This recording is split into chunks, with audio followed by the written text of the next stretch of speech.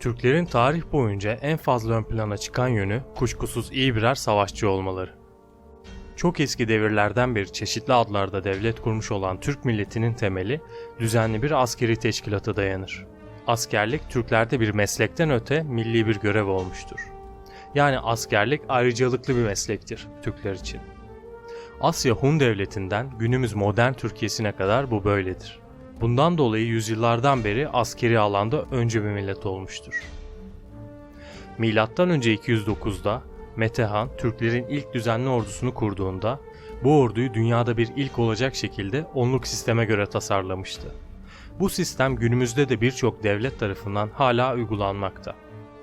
Bu durumları göz önünde bulundurduğumuzda geçmişinden gelen askeri birikimin sayesinde küçük bir beylikten dünya imparatorluğuna dönüşen Osmanlı'nın da büyümesindeki en etkili unsurlardan biri ordularıydı. Bu yüzyıllık birikim sayesinde döneminin en gelişmiş ve en tecrübeli ordusu Osmanlı'daydı.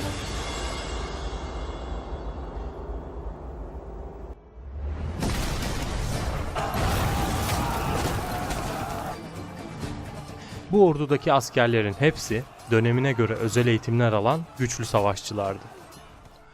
Aslına bakarsanız zaten Osmanlı'nın yıkılmasındaki en önemli nedenlerden biri de askeri sistemin çökmesiyle oldu. Ki bu da başka bir videonun konusu olsun. Osmanlı Devleti'nin askeri düzeni, kapıkulu askerleri, eyalet askerleri ve yardımcı kuvvetler olarak çeşitli sınıflara ayrılmıştı. Hepsi kendi alanında özel eğitimler alan, farklı görevleri olan birliklerdi. Fakat bu askeri grubun içinde öyle bir birlik vardı ki, emsali dünya üstünde yoktu.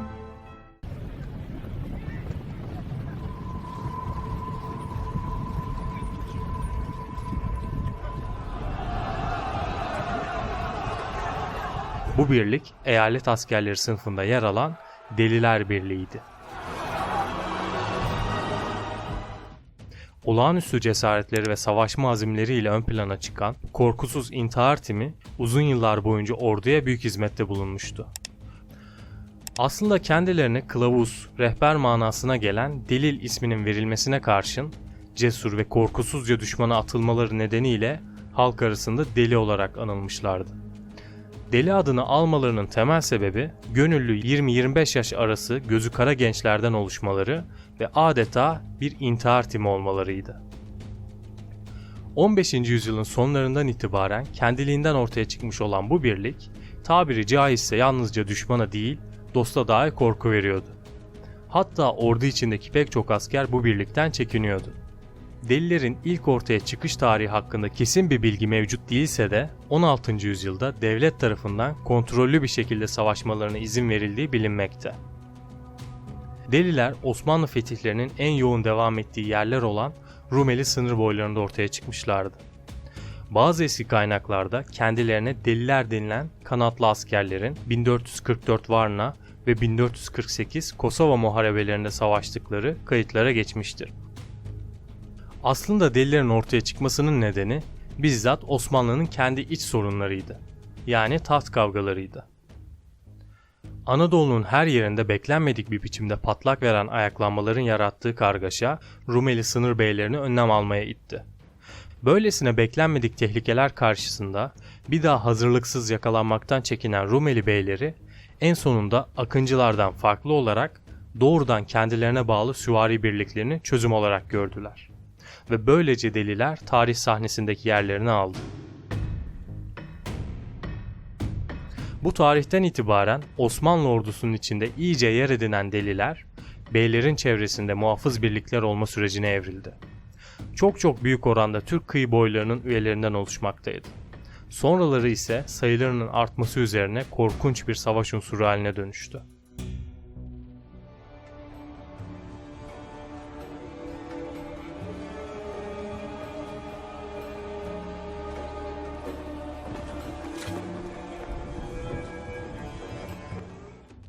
Böyle bir birliğe katılmak elbette ki kolay değildi. Delilere katılmak isteyen bir kişinin öncelikle iki temel koşulu yerine getirmesi gerekiyordu. Birincisi gösterişli ve korkutucu bir vücuda sahip olmak, ikincisi ölmekten korkmadığını ve cesaretini kanıtlamak. Bu koşulları yerine getirip kendini ve cesaretini kanıtlayarak eğitim aşamasını başarıyla tamamlayan deliler, Düzenlenen bir törenle yemin eder ve ocağa özgü başlıklarını giyerek Deliler Ocağı'na resmen katılmış olurlardı.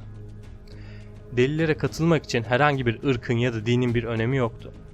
Çoğunluğu Türk ve Rumeli'de yaşayan halklar arasından seçilmişlerdi. Türkler, Boşnaklar, Hırvatlar ve diğer Slav halklarına rastlamak mümkündü. Deliler Birliği'ne katılmak isteyen gençler öncelikle zobu denilen ağlardan birine verilip yetiştirilirdi.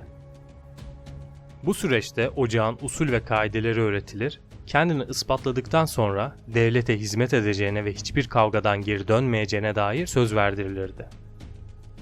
Daha sonra törenle başına deli kalpağı giydirilir ve ağa çırağı olarak deftere kaydedilirdi. Sırası gelen genç ağlığa geçer ve hatta rütbe alıp yükselebilirdi. Bu denli ağır şartları kabul eden gençlerin elbette ki görevi sıradan olmazdı. Korkunç görünüşlerde olan gençlerin görüntüsünü ve savaş yeteneklerini kullanabileceği özel görevleri olmalıydı.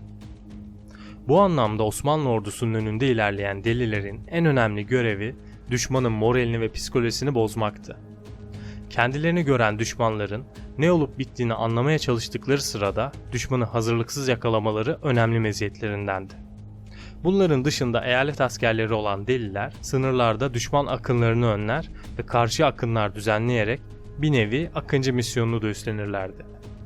Bu sayede de sınır güvenliği korunmuş olurdu.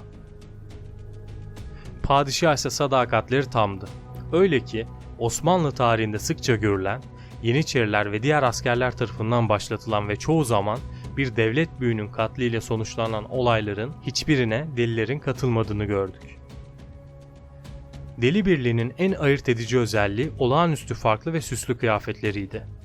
Peki deliler neden böyle giyinmişti? Bunun sebebi büyük olasılıkla düşman karşısında olduğundan büyük görünerek insanüstü bir varlıkla karşılaştığı algısını yaratarak düşmanlarını korkutmaktı.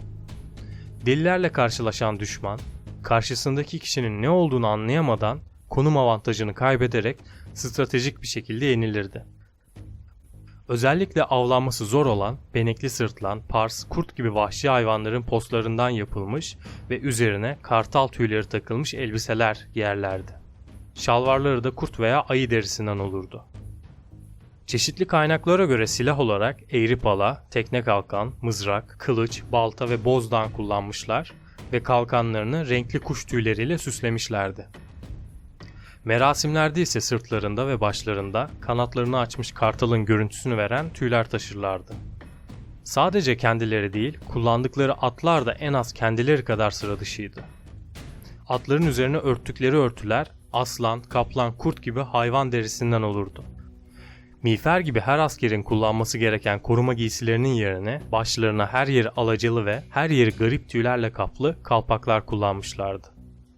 Gelen darbelerden kendilerini korumak için zırh kullanmadıklarından dolayı bu özellikleri onlara hızlı ve atik olma imkanı sağlamaktaydı. Sonradan giysilerinde değişiklik yapıldı. 17. yüzyıldan itibaren başlarına bir arşın uzunluğunda siyah kuzu derisinden bir kalpak giymeye başladılar. Bir rivayete göre silahsızken de savaşabilmek için ıslatılmış mermer üzerinde çıplak elle tokat atarak talim ederlermiş. Bu çalışmalar sonrasında ellerinin iç kısımlarının nasırlaşması ellerini ciddi bir silah haline getirmiş.